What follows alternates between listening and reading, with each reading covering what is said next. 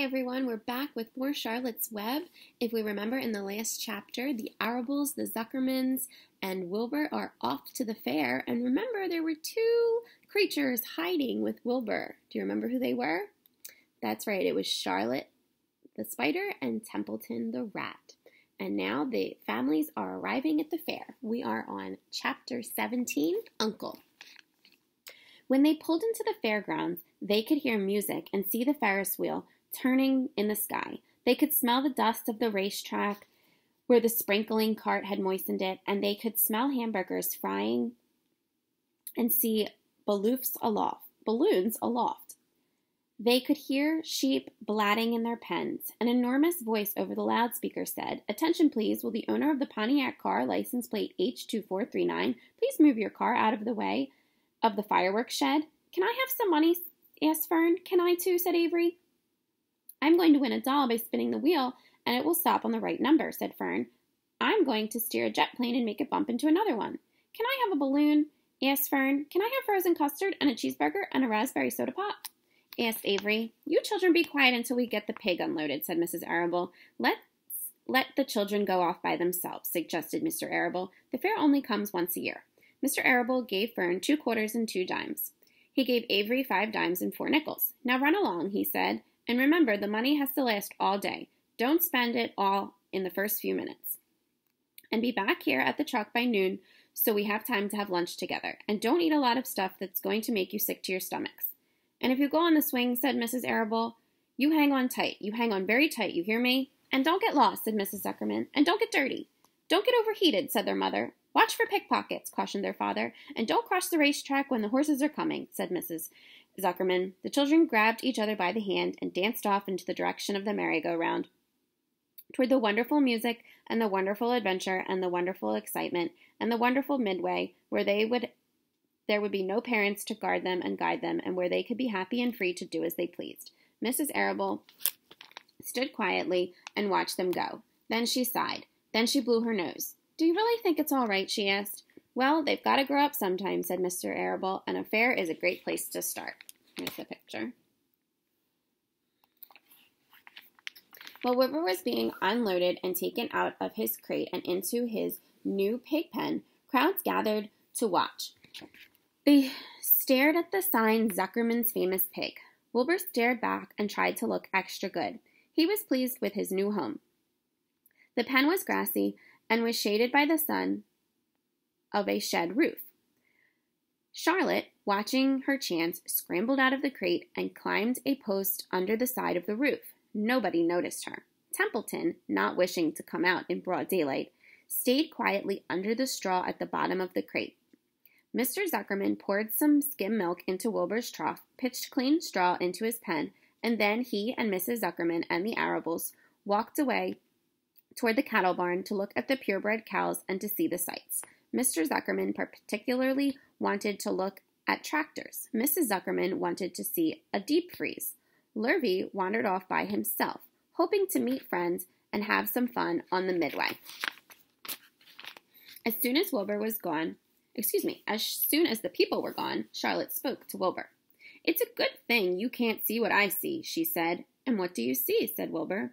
"There's a pig in the next pen, and he's enormous. I'm afraid he's going to be much bigger than you are." "Maybe he's older than I am, and has had more time to grow," suggested Wilbur. Tears began to come to his eyes. "I'll drop down and have a closer look," Charlotte said.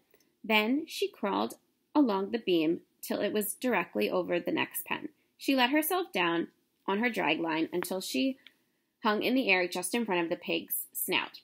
"May I have your name?" she asked politely. The pig just stared at her. "No name," he said in a big, hearty voice. "Just call me Uncle." Here's Charlotte talking to Uncle, the pig. "Very well, Uncle," replied Charlotte. "What is your date of birth? Are you a spring pig?" "Sure, I'm a spring pig," replied Uncle. "What do you think I was, a spring chicken? Ha ha, that's a good one, eh, sister?" "Mildly funny," said Charlotte, "but I've heard funnier ones. Glad to have met you, and now I must be going." She ascended slowly and returned to Wilbur's pen. "He claims he's a spring pig, and perhaps he is. One thing is certain. He has a most unattractive personality. He is too familiar, too noisy, and he cracks weak jokes. Also, he is not anywhere near as clean as you are, nor as pleasant. I took quite a dislike to him after our brief interview. He's going to be a hard pig to beat, though, Wilbur, on account of his size and weight. But with me helping you, it can be done. When are you going to spin a web? Asked Wilbur. This afternoon, late, if I'm not too tired, said Charlotte. The least things tire me these days. I don't seem to have the energy I once had at my age, I guess. Wilbur looked at his friend. She looked rather swollen and seemed listless. I'm awfully sorry to hear that you're feeling poorly, Charlotte, he said. Perhaps if you spin a web and catch up with a couple of flies, you'll feel better. Perhaps, she said wearily, but I feel like it's the end of a long day.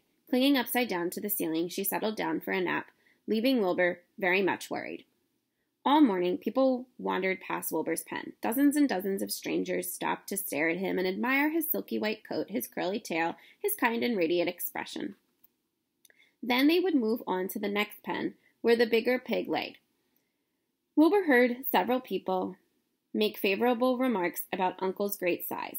He couldn't help overhearing these remarks, and he couldn't help worrying. And now, with Charlotte not feeling well, he thought, oh dear. All morning, Templeton slept quietly under the straw. The day grew fiercely hot. At noon, the Zuckermans and the Arables returned to the pig pen. Then, a few minutes later, Fern and Avery showed up. Fern had a monkey doll in her arms and was eating a Cracker Jack. Avery had a balloon tied to his ear and was chewing a candied apple. The children were hot and dirty. Isn't it hot? Asked Mrs. Zuckerman. It's terribly hot, said Mrs. Arable, fanning herself with an advertisement of a deep freeze. One by one, they climbed into the truck and opened their lunch boxes. The sun beat down on everybody and everything. Nobody even seemed hungry.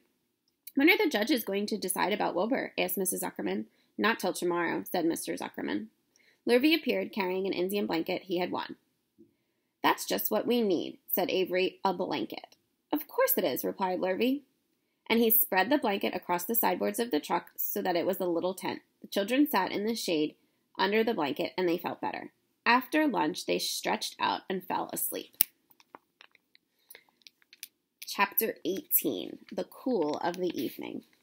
In the cool of the evening, when shadows darkened in the fairgrounds, Templeton crept from the crate and looked away. Wilbur lay asleep in the straw. Charlotte was building a web. Templeton's keen nose detected many fine smells in the air. The rat was hungry and thirsty. He decided to go exploring. Without saying anything to anybody, he started off. Bring me back a word, Charlotte called after him. I shall be writing tonight for the first and the last time. The rat mumbled something to himself and disappeared into the shadows. He did not like to be treated like a messenger boy. After the heat of the day, the evening came as a welcomed relief to all. The Ferris wheel was lighted up now. It went round and round in the sky and seemed twice as high as by day. There were lights on the midway, and you could hear the crackle of gambling machines and the music of the merry-go-rounds and the voice of a man on a Beano booth calling numbers. The children felt refreshed after their nap. Fern met her friend Henry Fussy and invited her to ride with him on the Ferris wheel. He even bought a ticket for her, so it didn't cost her anything. When Mrs. Arable happened to look up into the starry sky and saw her daughter sitting with Henry Fussy and going higher and higher and higher, and saw how happy Fern looked, she just shook her head. My, she said. Henry Fussy, think of that. Templeton kept out of sight. In the tall grass behind the cattle barn, he found a folded newspaper. Inside it were leftovers from somebody's lunch, a deviled ham sandwich, a piece of Swiss cheese, part of a hard-boiled egg, and the core of a wormy apple. The rat crawled in and ate everything. Then he tore a word from the paper, rolled it up, and started back to Wilbur's pen. Charlotte had her web almost finished when Templeton returned, carrying the newspaper clipping. She had left a space in the middle of the web. At this hour, no people were around the pig pen, so the rat and the spider and the pig were by themselves. I hope you brought a good one, Charlotte said. It is the last word I shall ever write. Here, said Templeton, unrolling the paper. What does it say? Asked Charlotte. You'll have to read it for me. It says humble, replied the rat. Humble, said Charlotte. Humble has two meanings. It means not proud, and it means near the ground. That's Wilbur all over. He's not proud, and he's near the ground. Well, I hope you're satisfied, sneered the rat. I'm not going to spend all of my time fetching and carrying. I came to this fair to enjoy myself, not to deliver papers. You've been very helpful, Charlotte said. Run along if you want to see more of the fair. The rat grinned. I'm going to make a night of it, he said. The old sheep was right. The fair is a rat's paradise.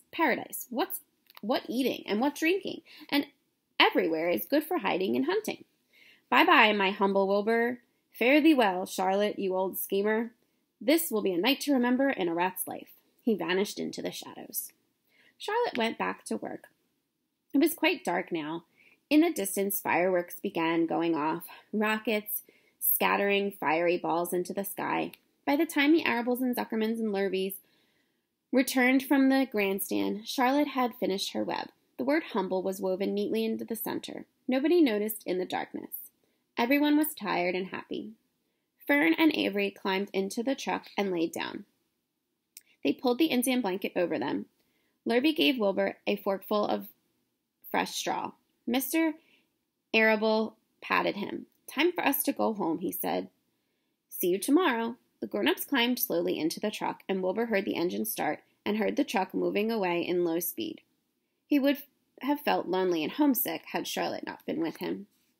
He never felt lonely when she was near. In the distance, he could hear the music of the merry-go-round. As he was dropping off to sleep, he spoke to Charlotte. Sing me that song again about the dong in the dark, he begged. Not tonight, she said in a low voice. I'm too tired.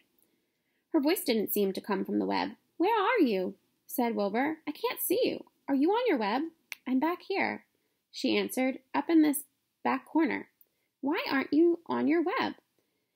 Asked Wilbur. You almost never leave your web. I left it tonight, she said.